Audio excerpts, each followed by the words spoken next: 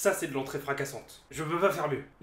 Bon, je vous avoue que depuis que Sofiane s'est mis à faire des vidéos sur les grandes entreprises, ça m'a un peu refroidi sur le concept. Et c'est pour ça que pendant longtemps, il n'y en a pas eu sur la chaîne. C'est parce que j'étais un peu démoralisé qu'un grand youtubeur se mette à faire le même concept que moi. Ce qui finalement est très bête, puisque j'ai rien inventé. Raconter l'histoire de grandes entreprises, c'est pas nouveau non plus. Et du coup, pour me redonner la motivation d'écrire de nouvelles chroniques sur les grandes entreprises, il me fallait une entreprise qui a du sens, qui réchauffe un peu l'ardeur en moi de faire ce genre de vidéo. Et figurez-vous que j'ai trouvé. Aujourd'hui, on va parler d'un des plus grands empires d'internet. Les couleurs de ce site sont reconnaissables par n'importe qui, partout dans le monde. On va parler de ton site préféré. Aujourd'hui, on parle de l'histoire de Pornhub.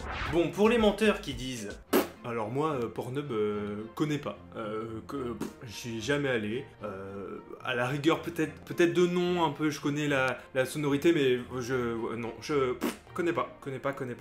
Et bien pour tout cela, Pornhub, c'est un site à caractère sympathique, qui a été créé en 2007, et qui doit son succès au fait qu'il a un peu copié la façon de faire de YouTube, mais pour les vidéos sympathiques. Je n'emploierai pas le terme que tu veux que j'emploie. Et oui, le site se présente un peu comme YouTube, t'as les tendances actuelles. Sur les players de vidéos, tu peux laisser des commentaires, mettre des likes, partager. Qui partage sur Pornhub? Je ne sais pas si cette fonction a déjà été utilisée au moins une fois. Quoique j'ai un pote une fois. Tu peux également devenir un créateur de contenu sur la plateforme, un peu comme sur YouTube. D'ailleurs, j'en ai parlé dans cette vidéo qui apparaît juste ici. Et donc commencer à fédérer une communauté autour de ton contenu. C'est jusque là, au lieu de faire du facecam, fais du facecam. Ok, je sors. Cette phrase pourrait être tirée d'une des vidéos du site. Je dis ça... Aujourd'hui, Pornhub est le 50e site le plus visité d'internet et en 2020 il atteignait même la 20e place de ce même classement. Et là je sais à peu près ce que vous allez vous dire. Personne n'a besoin d'une vidéo d'un quasi inconnu pour lui expliquer ce que c'est que Pornhub. Et pour tout vous dire, ça fait longtemps que cette entreprise est dans mes to-do list des grandes entreprises, mais que je le fais pas parce que je sais pas si l'histoire est vraiment intéressante. Et elle ne l'était pas jusqu'à ce que je tombe sur ce nom, MindGeek. MindGeek, c'est une entreprise et si on en croit son site web, elle paye pas de mine. Elle se positionne comme un expert de l'acheminement de contenu sur internet. C'est ça son centre d'activité. Ok, pourquoi pas. 115 millions de visiteurs par an, 15 téraoctets de contenu, plus de 1000 employés répartis dans 6 bureaux à travers le monde, et il y a même des postes à pourvoir. Donc jusque là, rien de spécial et vous allez pas tarder à me dire je vois pas du tout pourquoi tu nous parles de ça, là on est passé du coq à l'âne, moi je voulais en apprendre plus sur le site Pornhub que je ne vous rappelle, je ne connais pas, donc là je comprends rien. Eh bien c'est un plaisir pour moi de vous apprendre que MindGeek est le propriétaire de YouPorn, Reality King, RedTube, toutes les activités de Playboy sur internet et enfin Pornhub. Ah oui, et j'allais oublier Brazzer. Voilà, maintenant pour ceux qui ne se sentaient pas concernés, là je pense que j'ai tout le monde. Hein.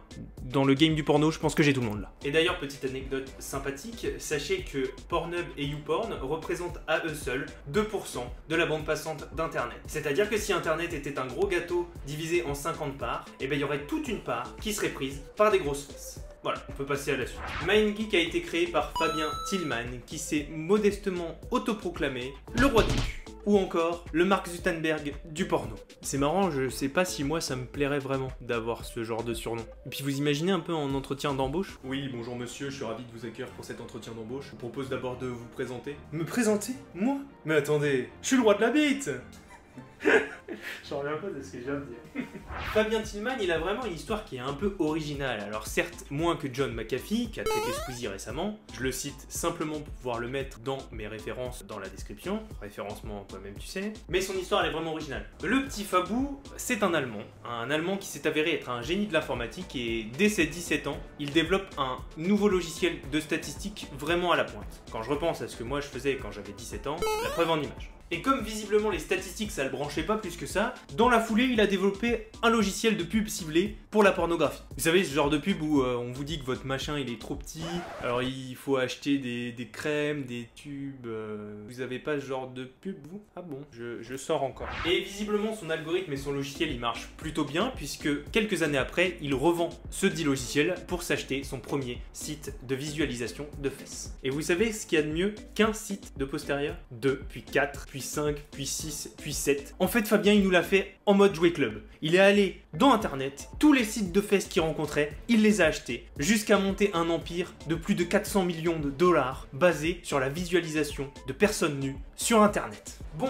on est passé sur l'apogée d'un mec qui a monté un empire du porno, mais vous vous doutez bien que si la vidéo ne s'arrête pas maintenant, c'est qu'il y a une suite. Et quand on est surnommé le roi du cul, et qu'on est assis sur le plus grand empire de la pornographie jamais construit dans l'univers, eh bien on passe pas trop inaperçu. Et dans cette optique, frauder le fisc, c'était vraiment pas une bonne idée. Il a donc été rattrapé par le fisc allemand, et il a écopé d'1 an et 4 mois de prison avec sursis, avec 150 000 € d'amende. Et puis, si vous voulez mon avis, le fisc allemand, moi je leur chercherai pas des noises. Hein. Quand dans le même blast, t'as fisc et allemand, voilà.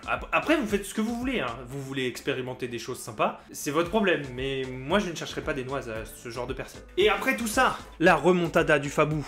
Non, en fait, non, je descends. Pas du tout, en fait. Après ça, il a vendu toutes les parts qu'il avait dans MindGeek. Il a lancé un logiciel ou une société immobilière qui s'est immédiatement pété la gueule, au point que maintenant, si vous allez sur l'URL du site immobilier, vous tombez là-dessus. C'est clairement pas ouf. Bon, si j'avais su où allait mener cet épisode, je savais clairement où ça allait me mener, c'est moi qui l'ai écrit. Pardon, j'ai menti. Vous voulez du Monster pour vous faire pardonner? Ah, la violette, c'est bon, c'est... Qu'est-ce que c'est bon.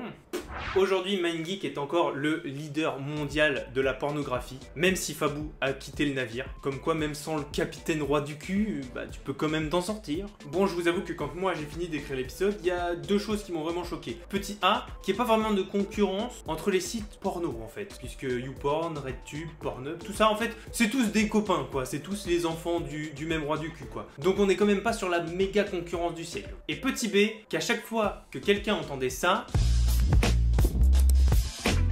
et ben on régalait lui. Commencez à l'imaginer à chaque fois que vous êtes sur un de ces sites, vous verrez c'est particulièrement particulier, vraiment. Bon, je crois que c'est la première fois qu'une histoire de grande entreprise nous amène à dériver un peu sur une autre entreprise, sur autre chose, mais franchement, ça valait le coup ou pas? Sur ce, comme d'habitude, likez, partagez, commentez, je vous dis à la semaine prochaine pour une nouvelle vidéo, et il y a plein d'histoires de grandes entreprises qui sont déjà prêtes et qui vont arriver, et sur ce, je vous dis cordialement, et voilà. Je sais pas pourquoi j'essaye toujours de rajouter quelque chose après cordialement. Cordialement, c'est censé être la phrase de fin, et après, le générique. Je sais pas pourquoi à chaque fois j'essaie de rajouter quelque chose derrière. Cordialement, générique, voilà.